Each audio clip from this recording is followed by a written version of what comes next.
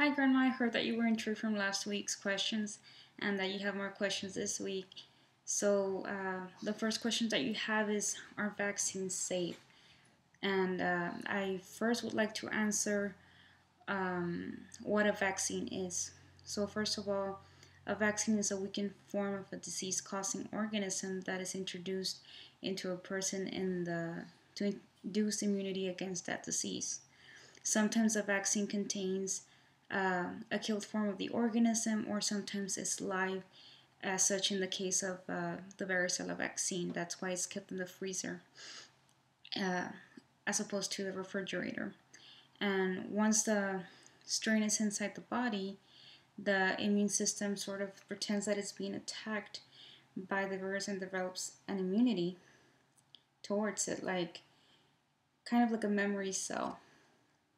So this is a picture of what happens when a person gets injected with a vaccine. So pretend that the vaccine is like the antigen, and once it's injected into the body, antibodies uh, form and attack the antigen. So this is what happens right here. So if you ever do get, let's say, exposed to measles, like in California, some people did uh, get the measles, but the people that were vaccinated already had the antibodies. So those people need didn't get sick actually. So another example that I have, which is not an example because the flu vaccine, you get that vaccine every year because the strain always changes or mutates every year. And there's two vaccines for that. You have the injected one and also the one that is called the flu mist, that is inhaled in each nostril. So the one that's injected is the trivalent, which it protects you against 3 strains, and the flu mist is the one that has the 4 strains and protects you against is a quadrivalent and protects you against the 4 strains. So what happens with the vaccine is that, for example, for me at work, it's required that I take it because I'll develop an immunity against someone that is to come in with the flu virus. So it's like they're injecting me with, or I have a strain for the flu, and I'm already protected. I already have developed the antibodies for the flu. So I would probably get sick, but not as bad as I would if I didn't have the vaccine. So the data shows that the WHO, or the World Health Organization, does recommend the vaccines, and there's 10 important ones that they recommend, which are, let me see. Oh, I forgot to show you this example. If you didn't understand the other picture that I showed you, this is a nice one, a better one. If you didn't understand the example of the antibodies, how the little antigens, which are the little faces, come in, they're injected, and then the antigens are formed and fighting. You see? It's a much better example and much simpler. So, as I was saying, the World Health Organization recommends 10 vaccines. And when I used to work at that pediatric clinic, they gave me like a lot of papers to for vaccines, because I used to vaccinate children. And I dealt with a lot of parents that didn't want them to be vaccinated, but I did convince them that it was very important for them, not just because they needed it for school, but I have here the vaccine schedule that it's needed. As you can see closer. right there.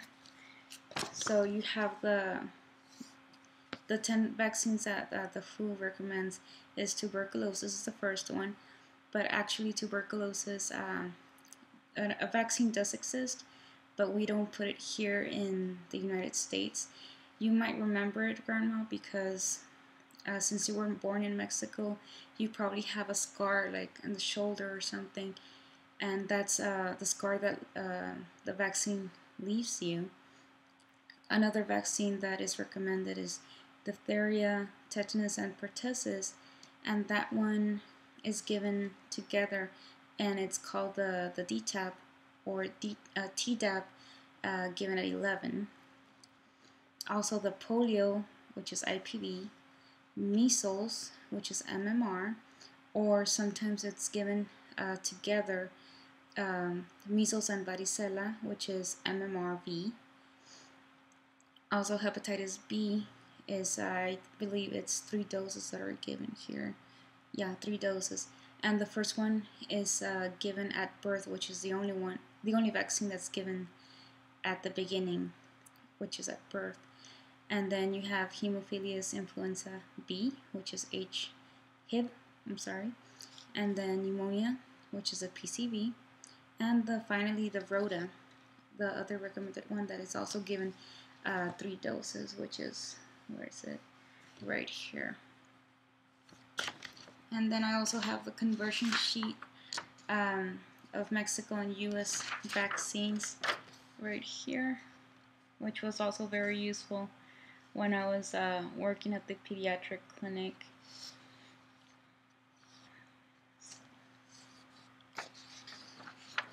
Yeah. And also when the parents refused to come in for vaccines, we would give them like long talks and show them pictures of what would happen if they didn't have their vaccines. And these are some examples of disease that can happen to them if they didn't get their vaccines. This is the mumps, rubella, measles, diphtheria. Pretty ugly diseases. And a lot of people would complain about that their children were receiving multiple shots or that they were developing fevers. And the most popular one was that their child was going to develop autism, which is totally untrue. And fevers, they will develop it. I've seen it in those 2 years that I was in that pediatric clinic. I would see that children develop the fever that same day or the next day, and the doctor would just tell them to take some ibuprofen, and it was totally normal. And then I was surfing Facebook a couple of days ago, and I actually saw this article on vaccines and autism, and it says, once again, a study found no link between vaccines and autism. The only difference this time is who funded the study. So it's right here.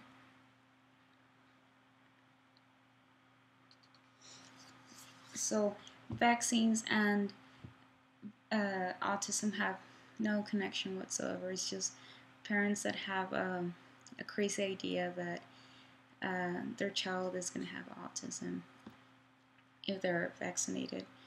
But I usually recommend for them to have their vaccines. And for your second questions about putting aluminum in vaccines, I think you meant adjuvants, substance called adjuvants, that they're added to increase the immune response of the vaccine, and that is actually, let me see, the little liquid that is put to the actual antigen to mix it and be able to reconstitute if it's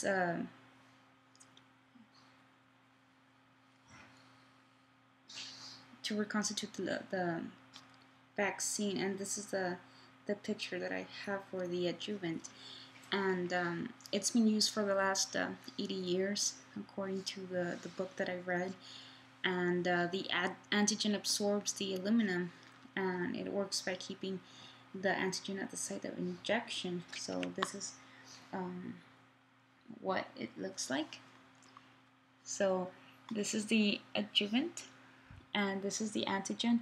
So you mix both to reconstitute the vaccine, and then it's ready to be injected. Wait, you first shake it, don't forget that, and then it's ready to be injected. So some of the vaccines that have this aluminum is the hepatitis A, the hepatitis B, the DTaP, Tdap, HIV, HPV. So it's not dangerous. It's just for the vaccine to work, and for a strong immune response. So vaccines have come a long way from your time when you had your vaccines, and I do really recommend people to vaccinate their children. I don't know why the California people didn't do that, and they're highly opposed to that. So I hope I was really able to answer your questions as best as I could, and let me know if you have any questions regarding vaccines, where I'm at for next week. Okay, thank you.